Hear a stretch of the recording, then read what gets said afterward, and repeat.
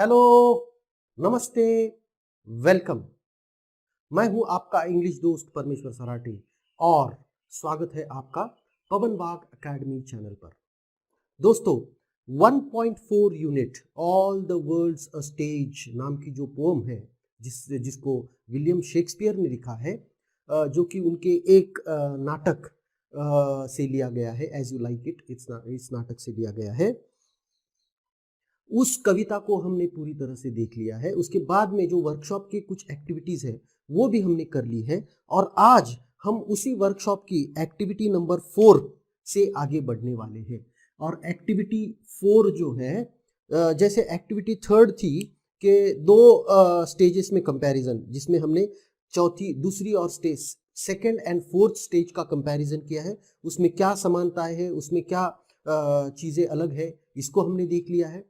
उसके बाद में हमने देखा है 3rd और 5th स्टेज के बारे में, और 1st एंड 7th स्टेज के बारे में भी हमने कंपैरिजन दोनों का कर लिया है। अब हमें आगे बढ़ना है और अगला क्वेश्चन जो है वो है pick out the lines that contains imagery. अब सबसे पहले चीज तो है ये इमेजरी क्या होती है। देखिए, इस शब्द को अगर आप अच्छी तरह से पढ़ोगे तो आपके ध्यान में आएगा कि ये इमेजरी है ना, दो अलग अलग शब्द है। अब इमेज का मतलब क्या होता है? इमेज का मतलब क्या होता है? इमेज का मतलब होता है कि प्रतिमा। इमेज का मतलब होता है प्रतिमा। प्रतिमा मतलब जो अपने आप को जब हम खुद को आईने में देखते हैं तो वो होती है हमारी प्रतिमा। ठीक है। अब इमेजरी का मतलब क्या होता है फिर? इमेजरी का मतलब होता है कि ऐसे शब्द या ऐसे वाक्य जो हमारे दिमाग में एक प्रतिमा तैयार करते हैं या एक पिक्चर क्रिएट करते हैं, उसे कहा जाता है इमेजरी। ठीक है। तो इस कविता में कवि ने ऐसे कौन से वाक्यों में इमेजरी क्रिएट की है उसके बारे में हमें बताना है। और सबसे पहला सवाल है हमें पूछा गया वो स्कूल बॉय स्टेज के बारे में, मतलब स्टेज नंबर 2 है ना। स्टेज नंबर 2 में ऐसे कौन से वाक्य है जिससे हमारे दिमाग में एक पिक्चर तैयार होती है। ठीक है। स्कूल बॉय, अभी देखिए, with satchel, with satchel, satchel के साथ, मतलब एक बैग लेकर कोई जा रहा है स्कूल को, इस तरह से एक इमेज हमारे दिमाग में क्रिएट होती है। Creeping like a snail, creeping like a snail, हमारे तुरंत हमारे मस्तिष्क में वो चीज आती है जहां पर हम देख रहे हैं कि एक जिसको हम कहते हैं, हिंदी में पता नहीं उसे क्या कहते हैं, पर मराठी में उसे गोगल गाय करते है ना। वो जितने धीरे धीरे से चल रही है ना, स्नेल जो बहुत ही धीरे से आगे आगे बढ़ रही है, इस तरह की इमेज हमारे दिमाग में क्रिएट होती है। ठीक है। चलिए, दूसरा है stage number soldier, stage number 4 है ना। इसमें क्या इमेजरी क्रिएट हो रही है हमारे दिमाग में? इसमें imagery bearded like a pard है ना, लेपर्ड की जैसा है ना। पार्ड का मतलब हमारे दिमाग में एकदम लेपर्ड आ जाता है। उसके बाद में जज, सोल्जर 4th स्टेज है, जज नंबर 5 स्टेज है। और जज के इसमें क्या है कि फैट एंड राउंड बेली है ना, गुड कैपन लाइंड, फैट बेली है ना, पेट ऐसा ऐसा व्यक्ति हमारे दिमाग में आता है और ऐसा हमारे पिक्चर हमारे दिमाग में क्रिएट होता है जहां पर कोई व्यक्ति है जिसका पेट बहुत बड़ा हुआ है, ऐसी व्यक्ति हमारे दिमाग में आती है। और सीनियर सिटीजन, आखिरी जो स्टेज है, ठीक है, 6 स्टेज है, सॉरी आखिरी नहीं है, 6 स्टेज है। इसमें श्रंक श्रैंक है ना, श्रंक श्रैंक मतलब हमें ऐसा लग रहा है कि उसकी जो हाथ पैर है ना, शैंक क्या होता है, वो पैर, घुटनों के नीचे का पैर, तो उसमें वो जो पैर है उसको इसे पूरी तरह से सिकुड़ चुका है, बहुत ही पतला हो चुका है वो व्यक्ति, जो जवानी में उसके मसल्स भरे पूरे होंगे, वो अब सब जो मसल्स है वो सिकुड़ चुके हैं और वो बहुत ही क्या कह सकते हैं, थिन हो चुका है। इस तरह की इमेज हमारे आंखों के सामने क्रिएट होती है, इस तरह का पिक्चर हमारे दिमाग में क्रिएट हो रहा है। चलिए आगे बढ़ते हैं।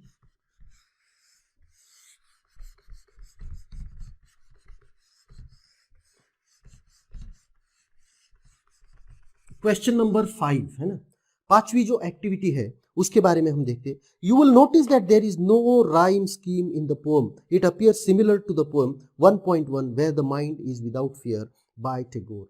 अभी देखिए दो चीजें हैं 1.1, अब मैं पोएम का पूरा नाम नहीं लिखूंगा क्योंकि वो बहुत ही वेयर है ना, where the mind is without fear, और ये 1.4 all the worlds a stage है ना, ये दो पोएम्स है, ठीक है।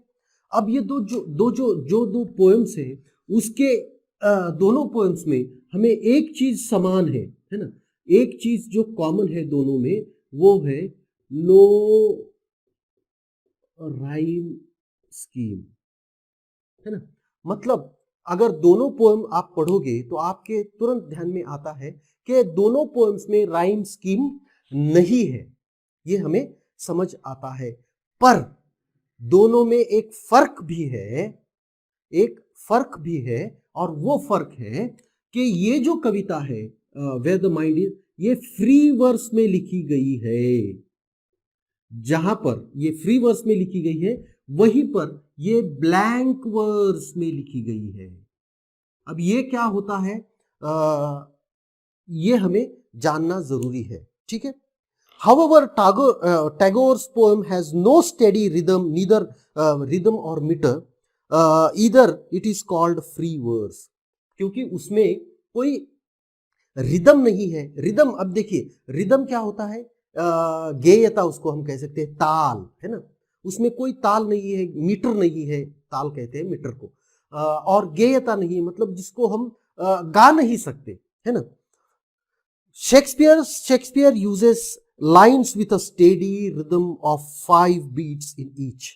शेक्सपियर क्या कर रहे हैं, वो 5 बीट्स का एक मीटर यूज कर रहे हैं, मतलब एक 5 बीट है, 1 2 3 1 2 3 4 5 1 2 3 4 5 1 2 3 4 5, इस तरह से क्या हो रहा है, हर पांचवा जो सिंबल है, एक पांचवा जो बीट है, वो कहीं ना कहीं स्ट्रेस्ड है और बाकी अनस्ट्रेस्ड है। तो उसमें होता क्या है कि वो जो 5 बीट्स है उनको दो हिस्सों में बांटा गया है, 5 बीट्स को जो है वो दो हिस्सों में बांटा गया है, एक पर स्ट्रेस है, एक अनस्ट्रेस्ड है, इस तरह से वो आगे बढ़ रहा है। और उससे होता क्या है कि देखिए जब हम बात कर रहे होते हैं तब क्या होता है कि हम हमारी आवाज को ऊपर नीचे ले जाते हैं, है ना, जिसको कहा जाता है वॉइस मॉड्यूलेशन। जिसको क्या कहा जाता है, वाई, उसको कहा जाता है वॉइस मॉड्यूलेशन। इसको ही हम हिंदी या मराठी में उसको कहेंगे आरोह अवरोह, है ना। आरोह अवरोह के उपयोग से ही हम अपनी आवाज ऊपर नीचे कर सकते हैं। क्या मैंने तुमसे नहीं कहा था कि मुझे आज कहीं जाना है, तो इस तरह से कितनी बार समझाया है, कितनी बार राइजिंग टोन, ये होता है गुस्सा, है ना। फॉलिंग टोन भी होता है जब हम रिक्वेस्ट करते हैं can you please help me with this, है ना। तो एक फॉलिंग टोन होता है, एक राइजिंग टोन होता है। इस टोन के साथ साथ देखिए वर्ड्स जो होती है, वर्ड्स में हर एक जो सिल्बल होता है, अभी सिल्बल क्या होता है ये हमें जानना बहुत जरूरी है। सिल्बल किसको कहते हैं, सिल्बल का क्या मतलब होता है, सिल्बल का मतलब क्या होता है। सिल्बल होता है देखिए उसको हम कहेंगे, जैसे जैसे इसको अगर कंपेयर करेंगे तो इसको हम कहेंगे letter of alphabet, okay, alphabet का कोई एक लेटर, हमारी जो इंग्लिश अल्फाबेट है A to Z, उसका कोई भी एक लेटर, है ना, तो इसको ये लेटर जो होता है वो रिटन इंग्लिश में होता है, जबकि सिंबल जो होता है वो स्पोकन इंग्लिश में होता है। ठीक है, ये फर्क है। तो सिंबल क्या है फिर? Symbol is the smallest unit of speech sound. मतलब अभी देखिए, एक एक पन्ना अगर आपको दिखा, आपने पढ़ा है ना, एक पेज अगर आप पढ़ रहे हो तो उस पेज पर कई सारे पैराग्राफ्स होंगे, है ना। उस पैराग्राफ्स में कई, एक पैराग्राफ अगर लोगे आप तो उसमें कई सारी सेंटेंसेस होंगे। ठीक है, वो सेंटेंसेस जो है कई सारे शब्दों से बने होंगे, वो शब्द जो है वो कई सारे लेटर्स से बने होंगे। तो जब हम उसको डिवाइड करते जाते हैं तो सबसे छोटा यूनिट क्या निकल कर आता है? रिटन इंग्लिश की बात मैं कर रहा हूं। रिटन इंग्लिश में सबसे छोटा यूनिट होता है लेटर। उसी तरह से हम जो बात कर रहे हैं, स्पोकन इंग्लिश की बात कर रहे हैं, उसमें होता है, हम एक सेंटेंस कहते हैं, है ना, एक सेंटेंस कहते हैं। एक सेंटेंस से फिर हम अगर उसको छोटे छोटे भागों में बांटे तो उसको वर्ड्स कहेंगे। वर्ड्स को हम छोटे छोटे विभागों में बांटेंगे, है ना, उसको कहेंगे हम सिलेबल्स। और सिलेबल्स को भी हम अगर छोटी बांटेंगे तो उसको कहेंगे साउंड। और साउंड और सिलेबल ये अलग अलग है। साउंड सबसे छोटा यूनिट है, जबकि सिलेबल साउंड से मिलकर बनता है। अब सिलेबल होता क्या है कि देखिए, जब हम इसको कोई भी हिंदी या अपनी देवनागरी, हिंदी हो, मराठी हो, कोई भी अपनी भारतीय भाषा हो, उसका कोई भी भाषा का जो फॉर्मेशन होता है, वो वाक्य की रचना होती है, सेंटेंस कंस्ट्रक्शन होता है, वो एक ही तरह से होता है, उसमें कुछ बदलाव नहीं होते। तो ये समझने में आपको उसमें भी उससे भी आसान जाएगा। मतलब हिंदी मराठी में भी उतना ही वो आसान आपके लिए होगा। अब सिलेबल कैसे बनता है? तो देखिए, सिलेबल बनता है एक कॉन्सोनेंट से प्लस एक वॉवल से। ठीक है, एक वॉवल और एक कॉन्सोनेंट आना जरूरी है। देखिए, अभी हिंदी मराठी की, मैं देवनागरी की बात करता हूं। अब आप ले लो एक अक्षर र, मैं बात कर रहा हूं र की, मतलब पूरा र। तो इसमें आप देखोगे ये कैसे बनता है? ये बनेगा इस तरह से। मतलब इसमें क्या है, एक स्वर भी है और एक व्यंजन भी है ना। जैसे मैं कह रहा हूं, है ना, जब मैं कहता हूं, ये अभी ये है के नहीं है, ये है साउंड क, है ना। अब ये कैसे बनेगा? साउंड क कैसे बनता है ना, साउंड क बनेगा इस तरह से, है ना। उसको हम बनाते हैं इस तरह से, जिसको हम कहते हैं क, है ना, क क क क क क क। ठीक है, क क क क, शॉर्ट, एकदम शॉर्ट हो जाता है। और फिर बाद में उसको हम उसके साथ एक वॉवल जब हम जोड़ते हैं तो उसको हम कहते हैं सिलेबल। समझ में आ रहा है क्या? Consonant plus vowel. पर अब इंग्लिश में एक बात है, एक बात मैं आपको यहां पर बताना चाहता हूं कि इंग्लिश में एक बात होती है कि किसी किसी शब्द में कॉन्सोनेंट ही वॉवल की भी भूमिका निभाते हैं। जैसे फॉर एग्जाम्पल, एक शब्द मैं आपको बता रहा हूं, जो शब्द है, अब इसका प्रोनाउंसिएशन क्या होता है? इसका प्रोनाउंसिएशन है कॉटन। कॉटन, कॉट, देखिए कॉटन नहीं है, कॉटन नहीं है, कॉटन। तो जो ट साउंड है वो बहुत ही छोटा है, तो इसीलिए उसको ऐसे, है ना। अभी इसको कैसे लिखते हैं हम? कॉटन। ठीक है, तो यहां पर आपके समझ में आ रहा होगा कि टन नहीं है ना, कॉटन नहीं है ना। तो यहां पर क्या हुआ, ये फिर ये शब्द जो है, ये जो स्पोकन वर्ड है, क्या ये दो सिलेबल से बना है? नहीं, बिल्कुल बना है। पर अब देखोगे तो ये एक हो गया, तो यहां पर ये वॉवल है, पर यहां पर तो कोई वॉवल नहीं है। फिर ये सिलेबल कैसे बना? तो ये बना क्योंकि यहाँ पर ये जो कॉन्सोनेंट है वॉवल की भूमिका निभा रहा है, जो दूसरा कॉन्सोनेंट है वही वॉवल की भूमिका निभा रहा है और इसी को हम कहते हैं सिलेबल। ठीक है, तो इसमें आपको अगर जानना ही है तो देखिए हर एक जो लाइन है तो इसमें क्या कहा गया है कि copy the lines from and all the men womanly men and all the men and women merely players to sudden and quick in quarrel. Put the stress mark on each of the syllables stressed in lines as for example, and all the men and women merely players, and all the men and women merely players. They have their exits and their entrances.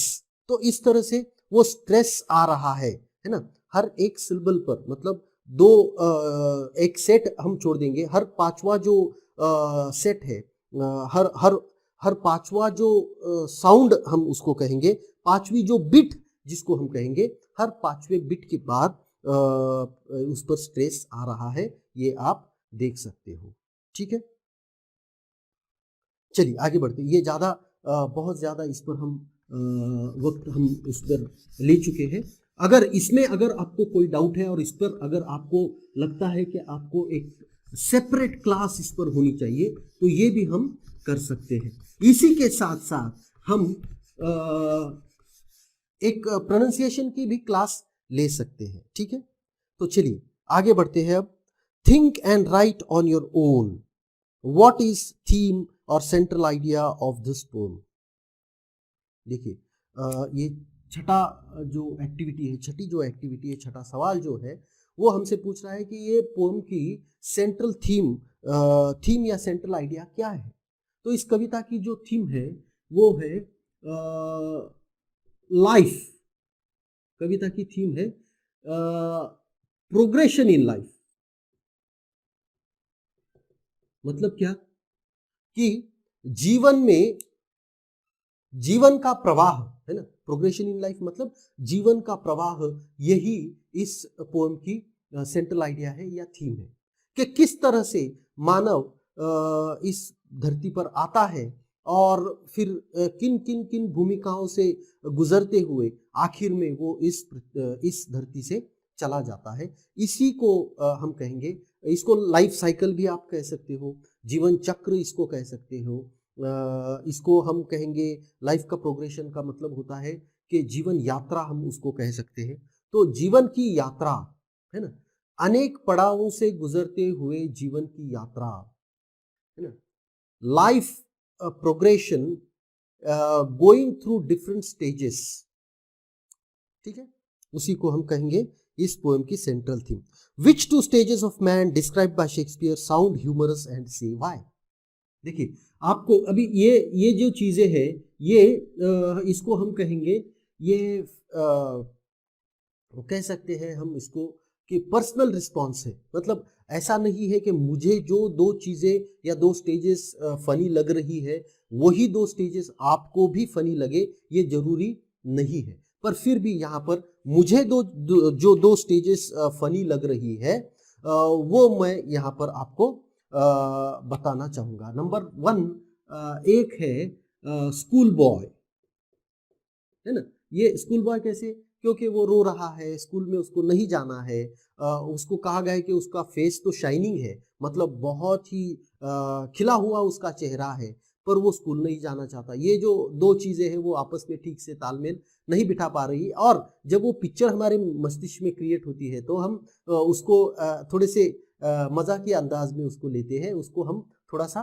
Funny समझते हैं। और दूसरी जो stage मेरे लिए funny लग रही है मुझको, तो वो स्टेज है पांचवी स्टेज जो है एक जस्टिस, गुड कैपॉन लाइन। अभी देखिए गुड कैपॉन लाइन ये जो वर्ड है ये इसमें फन क्रिएट कर रहा है। अब गुड कैपॉन लाइन का मतलब क्या होता है ये अगर आप देखोगे तो फिर आपको समझ में आएगा कि इसमें क्या फन है। गुड कैपॉन लाइन, जैसे देखिए पोल्ट्री फार्म में जैसे एक बर्ड होता है, जो जो एक पक्षी होता है, उसको कैसे खिला करके उसको उसका वजन बढ़ाया जाता है, ऐसे ही तरीके से ये जज भी खा खा कर ऐसा मोटा हो चुका है, इस तरह से वो फनी लग रहा है। ठीक है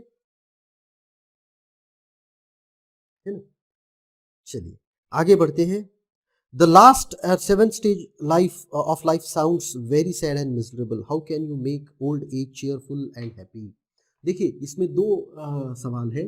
एक तो पहला है कि क्या आपको ऐसा लग रहा है कि ये जो आखिरी पड़ाव हमारे जीवन का है, सेवेंथ स्टेज जो हमारे लाइफ की है, दो जो है सेकेंड चाइल्डिशनेस। सबसे पहले तो सेवेंथ स्टेज है, seventh stage is second childishness. Second childishness, second stage, seventh stage है सेकेंड चाइल्डिशनेस। अब ये जो सेकेंड चाइल्डिशनेस जो स्टेज है, ये क्या है? ये ऐसी स्टेज है जहां पर मानव का जो मानव की इस धरती पर की जो उसकी क्या कह सकते हैं, परिक्रमा कह सकते हैं, या फिर उसका जो उद्देश्य है वो खत्म हो चुका है, समाप्त हो चुका है, और अभी वो अपनी जीवन की जो यात्रा है उसे समाप्त कर देगा, कुछ ही दिनों में वो समाप्त करने वाला है। तो अगर उस तरह से उसको देखा जाए तो फिर हमें लगता है कि ये जो स्टेज है, ये सातवां जो जीवन का पड़ाव है, वो बहुत ही दुख भरा और क्या कह सकते हैं, मिजरेबल। मिजरेबल मतलब हम कह सकते हैं कि होपलेस है ना, कि उसमें कोई भी तरह की आशा हमें नहीं है अच्छे जीवन जीने की, है ना। ये पर ये क्यों मिजरेबल है? क्योंकि इसमें जैसे चाइल्ड में चाइल्डिशनेस जो कहा जाता है, या फिर चाइल्डहुड जो कहा जाता है, जैसे चाइल्डहुड हमारा दूसरों पर डिपेंडेंट है, उसी तरह सेकंड चाइल्डिशनेस में भी वो व्यक्ति दूसरों पर निर्भर है। ठीक है, अब इसको हम सुखद कैसे बनाए, ये सवाल यहां पर है। How can we make it cheerful and happy? तो सबसे पहली चीज है कि उसको अपने परिवार को जब वो जवान है, या फिर आधी उम्र से ऊपर बढ़ने लग रहा है, या फिर पहले से ही जब से उसका परिवार बन चुका है, तब से उसको चाहिए कि वो अपने बीवी बच्चों को इतना प्यार दे कि बुढ़ापे में भी उसको वो प्यार मिलता रहे, नंबर एक। नंबर दो, मतलब उसको अपने ही काम में इतना नहीं खो जाना है कि बाद में जब कोई उसको, क्योंकि उसने किसी को समय नहीं दिया है, तो उसको भी वो समय फिर से नहीं मिलेगा। इस तरह से अगर वो दूसरों को वक्त देता है तो ही उसको भी लोग वक्त देंगे, उसको भी अहमियत देंगे, नंबर एक। नंबर दो, कि उसको खुद को इतना सक्षम रखना है, जवानी में हो या फिर जैसे उसकी उम्र बढ़ रही हो, बचपन में हो, पहले से ही उसको अच्छे से एक्सरसाइज करनी चाहिए, अपने आप को फिट रखना चाहिए, ताकि भले ही वो 70 साल जिए, 80 साल जिए, 90 साल जिए, तो तब तक वो, जब तक वो जिंदा है या जब तक वो जीवन जी रहा है, उन सारे दिनों में वो सारी अपने लिए खुद सारी चीजें कर सके, उसको किसी पर निर्भर न होना पड़े। निर्भर, किसी पर निर्भर होना पड़े, ये अपने आप में एक बहुत ही ज्यादा डरावना या फिर दुख भरा अनुभव होता है, और किसी को भी वो नहीं चाहिए होता है। किसी को भी दूसरों पर आश्रित होना अच्छा नहीं लगता है। तो अगर हम अपने शरीर की अपने शरीर की ओर, अपने जवानी में, अपने बचपन में उसकी ओर अगर ध्यान देंगे, उसको हम अच्छे से रखेंगे, तो ही बुढ़ापे में जाकर वो आपका साथ देगा, और उसकी वजह से आपका बुढ़ापा भी सुखद होगा। तीसरी बात हो सकती है, मतलब आपको आपकी आपके आपके बर्ताव की ओर ध्यान देना है, आपको आपके शरीर की ओर ध्यान देना है, और आपको और दो चीजें करनी होंगी। एक तो आपकी जो एक्टिविटीज है, मतलब हॉबीज है, ये है, उसको आपको बरकरार रखना है, उसको आपको जारी रखना है, उस पर आपको वक्त देना है। तो क्या होगा कि आपका दिमाग खाली नहीं रहेगा, जिसमें अलग अलग विचार आने वाले हैं, है ना। और चौथी बात, और सबसे अहम तो नहीं पर उतनी ही अहम बात है, कि आपको आपके जवानी में ही आपके बुढ़ापे के खर्चे के बारे में सोच करके उसके लिए पैसा जोड़कर रखना होगा, है ना। तो चार चीजें हैं नंबर 1 आपका बर्ताव, नंबर 2 आपका शरीर, नंबर 3 आपका रहन सहन या हॉबीज जिसको हम कह सकते हैं, और नंबर 4 आपका पैसा। मतलब आपको आपके जीवन में जो भी लोग आ रहे हैं उनकी कदर करनी चाहिए, उनको वक्त देना चाहिए, आपको आपके शरीर का ध्यान रखना चाहिए और आपको आपके पैसे का भी ध्यान रखना चाहिए। ये तीनों चीज़ें अगर आप करोगे और मस्तिष्क के लिए अपने आप को कहीं पर बिजी रखने के लिए आपको अपनी हॉबीज की ओर भी ध्यान देना होगा। The poem is entirely metaphorical. Seventh question जो है को वो मेरा पोएम मेटाफोरिकल है। अब कैसे मेटाफोरिकल है? देखिए, वर्ल्ड को किससे कंपेयर किया गया है? स्टेज से। एक्टर्स कौन है? People, all the players. Birth and death क्या है? Exits and entrances. School boy is a like a snail, है ना, उसको स्नेल के साथ उसका कंपैरिजन किया। लवर का कंपैरिजन वो साय जब कर रहा है, जब वो आहे भर रहा है, तब एक फर्नेस के साथ उसकी कंपैरिजन की गई है। स्पॉटेड लेपर्ड एक सोल्जर के साथ उसकी कंपैरिजन की गई है। और last stage old, second childishness उसको कंपेयर किया गया है, चाइल्डिशनेस के साथ उसकी कंपैरिजन की गई है। Pick out from the poem examples of each. अब ये सारे के सारे फिगर्स ऑफ स्पीच के एग्जाम्पल्स हमको ढूंढने हैं। नंबर 1 है सिमिली। सिमिली के बहुत सारे एग्जाम्पल्स मिलेंगे। Creeping like a snail, bearded like a pard, है ना, ऑनोमेटोपिया, पाइप्स एंड विसल्स, है ना, in his voice, alliteration, his shrunk shank, और क्विक इन क्वारल। मेटाफर का तो हमने देख लिया है, इतने सारे मेटाफर्स है, वर्ल्ड है, स्टेज है। Inversion, eyes with eyes severe. देखिए, इन्वर्जन का मतलब क्या होता है कि उलट पुलट कर देना। विथ सीवियर आईज, ये राइट सेंटेंस कंस्ट्रक्शन है, पर यहां पर लिखा गया है with eyes severe and beard of formal cut beard of formal cut. इस तरह से इन्वर्जन उसको किया गया है। ट्रांसफर्ड एपिथेट मतलब एडजेक्टिव ट्रांसफर किया गया है। तो world too wide, the world for the world too wide, world wide नहीं है, उसकी जो होज है, उसकी जो पैंट है, वो थोड़ी सी बड़ी हो चुकी है, क्योंकि उसके पैर थोड़े से क्रिश हो चुके हैं, उसको कहते हैं हम कि थोड़े से सिकुड़ चुके हैं, इसलिए वो थोड़ी सी बड़ी हो रही है होज। ठीक है, तो यहां पर अब समरी तो हमने देख ली है। समरी किस तरह से लिखते हैं? तो समरी में सबसे पहली चीज होती है पोएम का नाम, पोएट का नाम। उसके बाद में उसमें हमें लिखना होता है उसमें यूज किए गए फिगर्स ऑफ स्पीच। उसके बाद में आपकी जो लाइन आपको पसंदीदा है, आपको जो कुछ पसंद नहीं है, या फिर सेंटर, उसके बाद में लिखना होता है central idea of the poem, उसमें से आपने क्या सीखा, what is the lesson that you learn from the poem, इस तरह से, या फिर हमें पोएम क्या सिखाना चाहती है, इन सारी चीज़ों को उसमें हमको लिखना होता है। ठीक है, तो आशा करता हूँ ये वीडियो आपको पसंद आया होगा। पसंद आया है तो इसको लाइक ज़रूर कीजिएगा, दोस्तों के साथ शेयर कीजिएगा, और पवन बाग एकेडमी को सब्सक्राइब करना मत भूलिएगा। Thank you very much, good bye.